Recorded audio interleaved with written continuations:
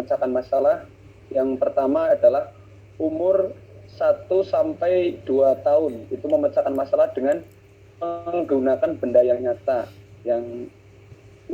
karena pada umur tersebut anak masih membutuhkan stimulus untuk memahami jumlah benda tersebut. Jadi harus ada benda di depan matanya secara nyata. Kemudian untuk kedua, umur 3 sampai 4 tahun, memecahkan masalah dengan berimajinasi atau berhayal. Contoh, seorang guru berkata, bayangkan Luni memiliki 5 buah kelereng dalam sebuah kotak. Kemudian ia masukkan 2 buah kelereng. Berapa jumlah kelereng yang ada dalam kotak tersebut? Ya, jadi cara ini dipilih lebih efektif untuk digunakan daripada menanyakan secara langsung 5 ditambah 2 berapa. Jadi lebih efektif seperti itu. Kemudian yang B, proses berpikir penyelesaian masalah. Jadi anak akan dapat menyelesaikan masalah matematis dengan memahami maksud dari pertanyaan tersebut yang kemudian akan membentuk sebuah pola untuk menyelesaikan. Itu pola yang pertama adalah pengubahan. Misalkan Siti memiliki 5 buah jeruk, kemudian ayahnya memberikan 2 buah jeruk lagi. Itu berapa jumlah jeruk yang dimiliki oleh Siti? Ya.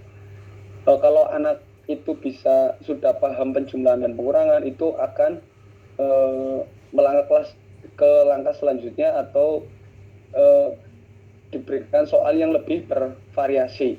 Kemudian yang kedua adalah kombinasi atau combination problem. Contoh dari permasalahan dalam matematika lainnya adalah masalah kombinasi. Contoh, Dadang itu memiliki 2 mobil-mobilan dan Reno memiliki 4 mobil-mobilan. Jika digabung, berapakah mobil-mobilan yang mereka miliki?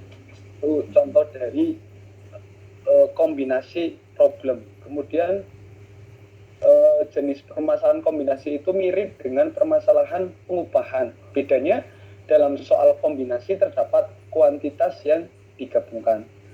Kemudian untuk yang ketiga itu perbandingan. Misalnya ada contoh, Dayu memiliki 2 buku dan Kino memiliki 4 buku. Berapa banyak selisih buku yang Kino miliki?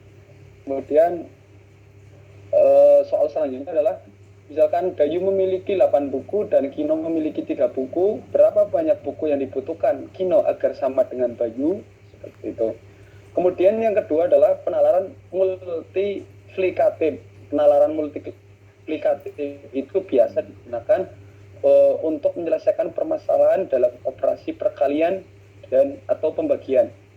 Jika penalaran aditif menggunakan satu variabel, tetapi ini tidak terjadi pada penalaran multiplikatif.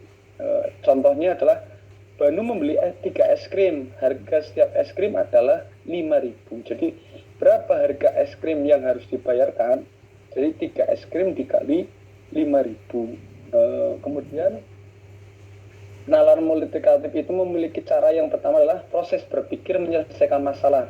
Yang pertama adalah mengelompokkan atau one to many correspondence. Itu pada soal perkalian biasanya anak dapat menyelesaikan soal-soal perkalian dengan cara mengelompokkan variabel seperti misalkan ada 5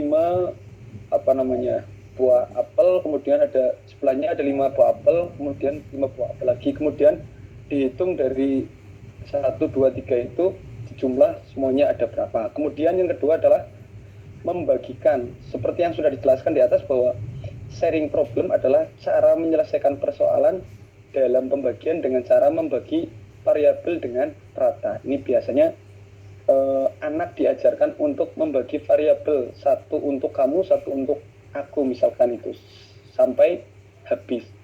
Dan yang ketiga adalah pemahaman produk atau measurement of product. Pemecahan masalah pada jenis ini biasanya dilakukan dengan jumlah variabel yang lebih dari satu. Contohnya misalkan variabel 1 baju, kemudian variabel 2 celana, kemudian kuantitas variabel 1 itu 3 buah baju, kemudian kuantitas variabel 2 itu 2 buah celana. Ya, jadi Jika ada pertanyaan, Banu memiliki 3 baju dan 2 celana, berapa pasang pakaian yang Banu miliki? Ini soal di atas itu menanyakan jumlah kuantitas pasang pakaian dari baju dan celana yang dimiliki oleh Banu, sehingga permasalahan ini dapat diselesaikan dengan beberapa cara seperti itu. Mungkin